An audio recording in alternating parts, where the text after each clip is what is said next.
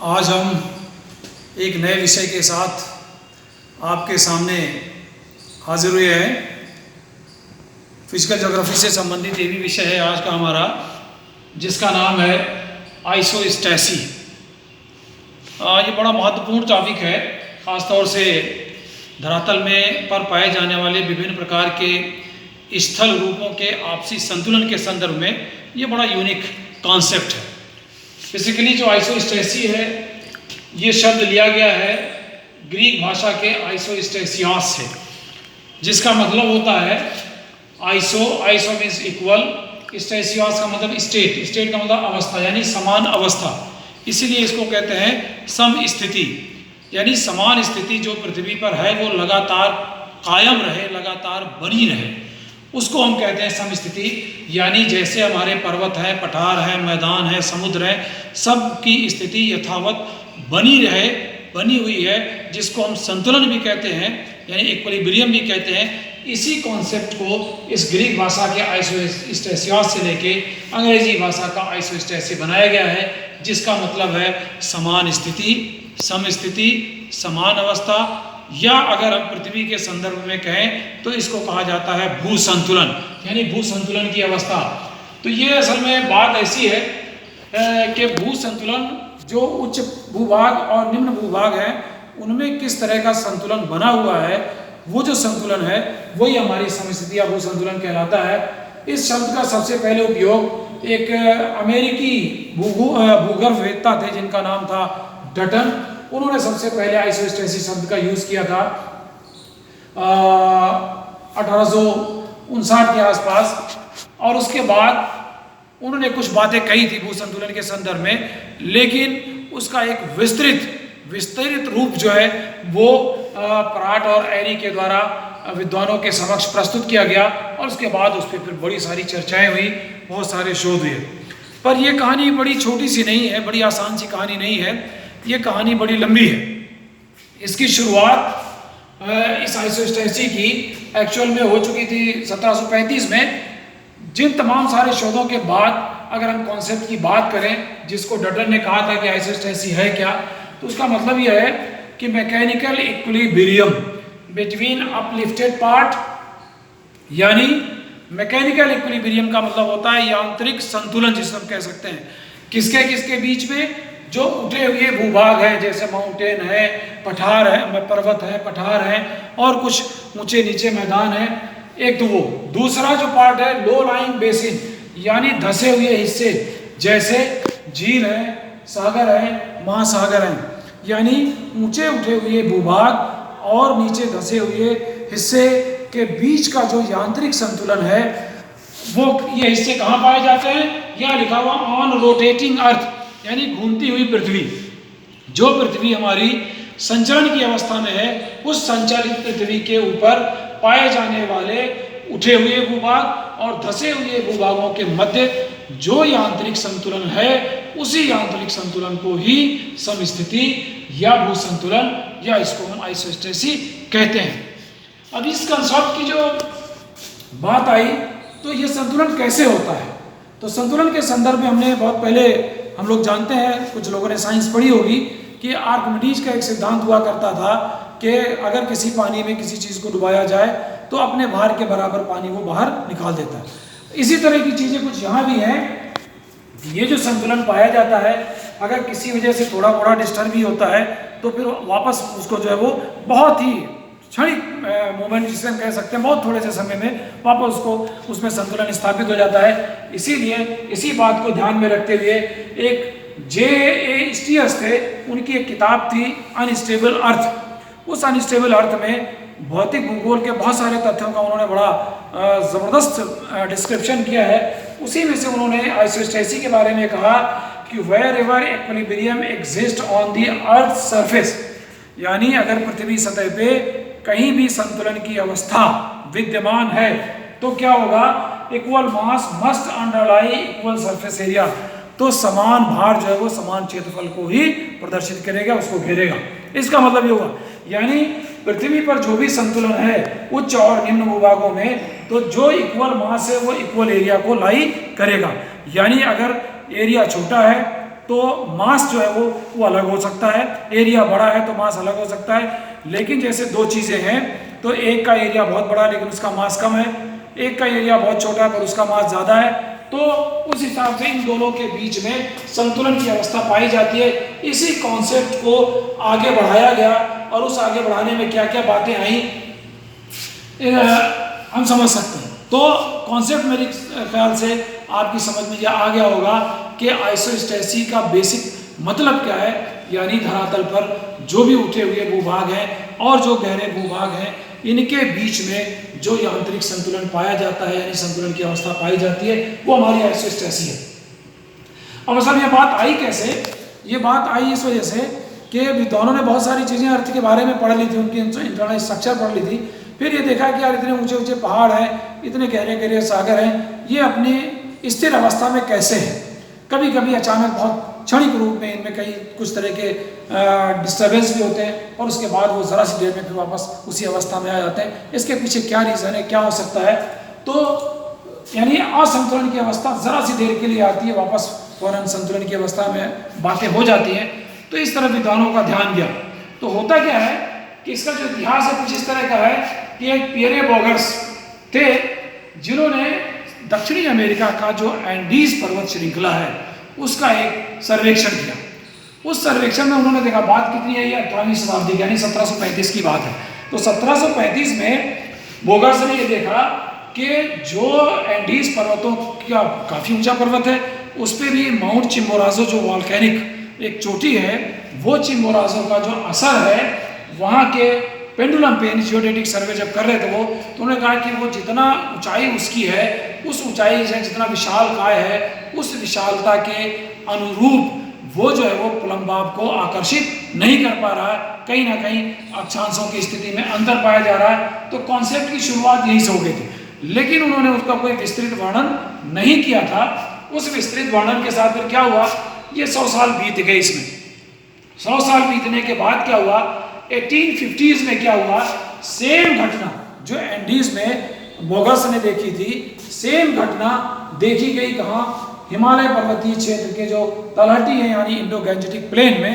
वो बात है 1850s की, यानी 1859 में क्या हुआ, यहाँ एक उस वक्त के जब अंग्रेज़ों का ज़माना था, तो वहाँ एक सर्वेयर जनरल थे जिनका नाम था जॉर्ज एवरेस्ट। उनके निर्देशन में इंडो गैंजेटिक प्लेन यानी सिंधु गंगा के मैदान के विभिन्न स्थानों के अक्षांशीय निर्धारण का कार्य चल रहा था भूगणितीय सर्वेक्षण के दौरान।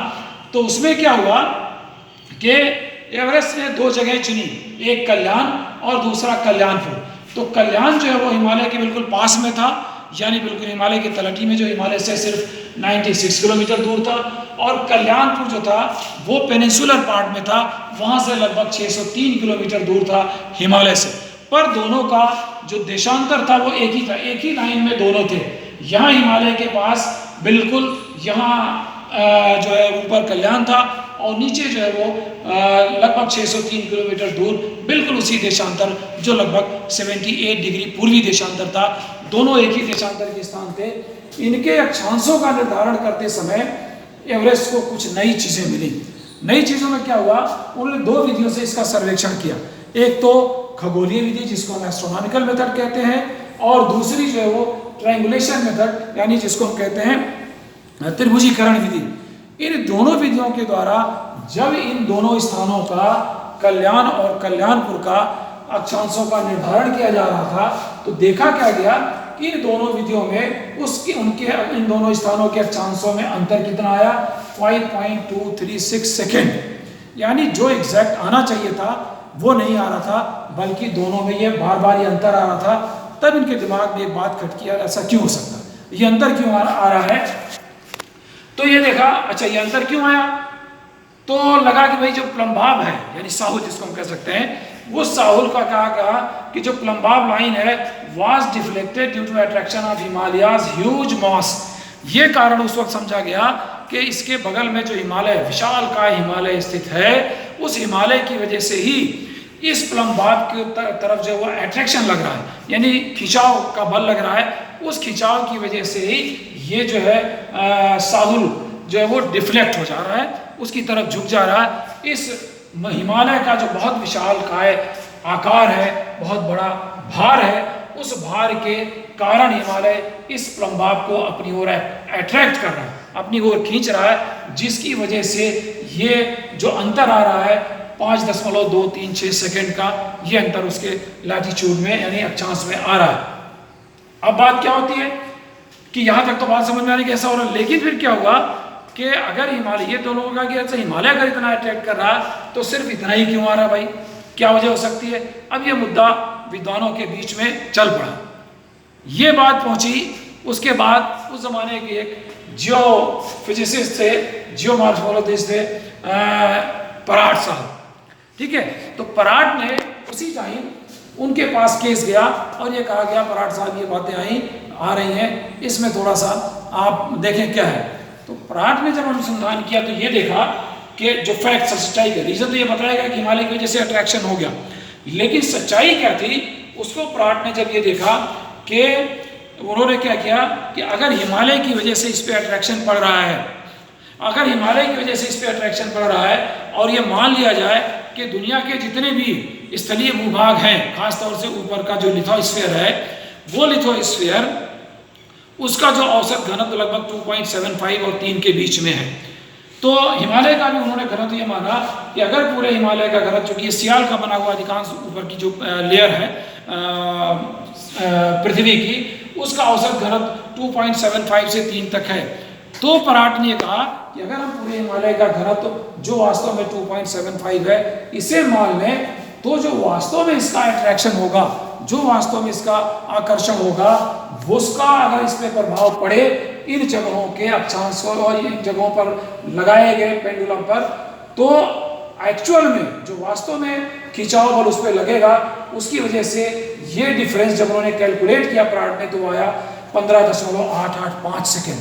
यानी यहां बात दिमाग में खटकी, क्या खटकी कि अगर वास्तव में हिमालय का अट्रैक्शन इस प्लम्बाब पे लग रहा है साउल पे, तो जो हिमालय का भार है उसके घनत्व के अनुरूप, तो उसकी वजह से इस अक्षांशों का जो अंतर इन दोनों विधियों में, वो बजाय 5.236 के आना कितना चाहिए 15.885, लेकिन ये नहीं आ रहा।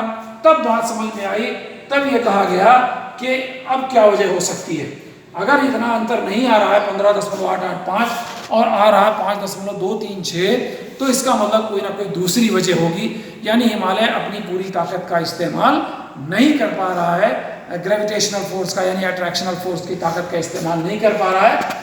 क्यों, ये बात समझ में आ गई, लिखा हुआ है Himalaya was not exerting the attraction according to its enormous mass. तो पराट ने कहा कि अगर अंतर 15.885 के बजाय 5.236 आ रहा है, इसका मतलब यह है कि हिमालय का इतना विशालकाय रूप, इतना बड़ा भार, वो अपना वास्तविक आकर्षण इस पर प्लम्बाब पर नहीं लगा पा रहा है, क्योंकि अगर वास्तविक आकर्षण लगता तो अंतर 15.885 सेकेंड आना चाहिए। तो क्यों नहीं लग रहा भाई। फिर ये कहा कि ऐसा क्यों है, व्हाई दिस इज सो। तो इसमें यह आंसर ही आया कि पराट ने कहा कि अब क्या हो सकता है, अगर पूरा उसका अट्रैक्शन नहीं लग रहा है तो उसके क्या कारण हो सकते हैं। तो पहला कारण तो ये कहा गया कि हिमालयाज आर हॉलो, यानी हिमालय क्या है, खोखला है, and compose of bubbles, therefore gravitation force is low, यानी हिमालय खोखला है और उसकी चट्टानों में क्या है, बबल हैं, बुलबुले हैं, जिसकी वजह से जितना बड़ा विशाल काय आकार में दिख रहा है उसके अंदर उतना मटेरियल नहीं है, वो खोखला है, जिसकी वजह से पूरा अट्रैक्शन फोर्स प्लम्बाब पर नहीं लग रहा है। एक बात तो ये हो सकती है। फिर ये कहा दूसरी बात या तो ये हो सकती है कि Himalayas are made of light materials, यानी लो डेंसिटी। तो फिर क्या हो सकता है, जितना बड़ा हमें हिमालय दिख रहा है, इसका मतलब जो डेंसिटी हम कंसीडर कर रहे हैं वो डेंसिटी का भी हिमालय नहीं बना हुआ है, बल्कि हल्के पदार्थों का बना हुआ है, विशेष रूप से जो सियालिक मटेरियल है उससे बना हुआ होगा, जिसकी वजह से attraction force is low even with big size, यानी इतना बड़ा आकार होने के बाद भी अट्रैक्शन फोर्स बहुत थोड़ा सा इसमें लग रहा है। इसका मतलब ये होगा कि इन्होंने दूसरी बात ये कही कि ये हल्के पदार्थों का बना हुआ है, जिसका घनत्व तो बहुत कम है, जिसकी वजह से इतना बड़ा विशाल आकार होने के बावजूद भी हिमालय का पूरा जो है वो आकर्षण बल इस पर नहीं काम कर रहा है प्लम्बाब पे। फिर बात ये आई तीसरी आगे एक वजह ये भी हो सकती है कि देयर इज अ लेवल, जिसको प्राट ने कहा था उस वक्त आइसोस्टैटिक लेवल, यानी यही समस्थिति का तल जिसको कहते हैं, समदाब तल भी कहा और इसी को कहा गया समस्थिति तल भी कहा गया। ये कहा गया बाद में इसको फिर इसको कहा गया लेवल ऑफ कंपनसेशन भी कहा गया, इसको क्षतिपूर्ति तल भी कहा गया। इसी चीज को ये कहा गया उसी टाइम कि या तो पृथ्वी के अंदर मतलब inside the earth nearly 100 kilometre depth पे, यह माना कि पृथ्वी के अंदर लगभग 100 किलोमीटर की गहराई पर एक ऐसा तल है जिसको उन्होंने आइसोस्टैटिक लेवल कहा। उस गहराई पे जाने के बाद उसके नीचे जितने भी मटेरियल हैं उन सब का घनत्व बिल्कुल बराबर होता है। घनत्व का डिफरेंस इस तल से ऊपर ही ऊपर होता है। इसीलिए इसको प्राट ने बाद में कहा कि जॉली ने कि ये लेवल ऑफ कंपनसेशन, उन्होंने लाइन ऑफ कंपनसेशन की बात की थी, लेकिन उन्होंने कहा कि नहीं, ये एक क्षेत्र है, एक तल है, एक जोन है जो लेवल ऑफ कंपनसेशन है। उस लेवल के ऊपर जो पदार्थ हैं उनके घनत्व में अंतर पाया जाता है, लेकिन इस 100 किलोमीटर की गहराई के बाद नीचे जो पदार्थ हैं वो सब आपस में मिले हुए हैं, उनका सबका घनत्व समान है। इसलिए इस बेस पे, खासतौर से जो तीसरी बात है, इस बेस पे उन्होंने एक निष्कर्ष निकाला कि अगर ये जो लेवल ऑफ कंपनसेशन है, इस लेवल ऑफ कंपनसेशन के नीचे सारे पदार्थों के घनत्व बिल्कुल सब एक समान है। अंतर कहाँ है? इस लेवल के ऊपर। इस लेवल के ऊपर अगर घनत्व में अंतर है तो घनत्व के अनुसार ही उनकी ऊंचाई में अंतर पाया जाता है। यही बात यहाँ लिख दी गई कि bigger the column lesser the density, यानी हायर अगर है उसकी ऊंचाई ज्यादा है तो उसका घनत्व कम होगा, या हम यूं कह लें कि अगर घनत्व कम है तो ऊंचाई उसकी ज्यादा होगी। फिर उसके बाद क्या कहा? Smaller the column greater the density, यानी कम ऊंचाई और अधिक घनत्व। तो दो बातें सामने आई कि यानी इस लेवल ऑफ कंपनसेशन से ऊपर जो भूभाग हमें दिख रहा है, मैदान हो, पठार हो, पर्वत हो, वो सारे के सारे जो जितना ऊंचा है उसी अनुपात में उसका घनत्व कम है। मतलब कि पर्वतों का घनत्व पठारों से कम, पठारों का घनत्व मैदानों से कम, मैदानों का घनत्व सागरों से, महासागरों से कम। इस तरह का बाकायदा एक सिस्टम डेवलप किया गया। और यहाँ इस चित्र के द्वारा आप देख सकते हैं कि ये ऊंचाई इसकी ज़्यादा है, यहाँ लिखा हुआ लो डेंसिटी यानी कम घनत्व। ये ऊंचाई कम है, इसका मतलब ये अधिक घनत्व वाला है। बिल्कुल यही व्यवस्था पूरी पृथ्वी पर पाई जाती है कि जो उच्च भूभाग हमें पृथ्वी पर दिखाई पड़ते हैं, इसका मतलब वो कम घनत्व वाले हैं, और जो भाग जितना ही गहरा है, जितनी नीचा है, उसका घनत्व ज़्यादा है। परिणाम स्वरूप पृथ्वी के धरातल पर इस तरह का एक भू संतुलन स्थापित होता है। यहीं से इस अवधारणा का धीरे धीरे सूत्रपात हुआ।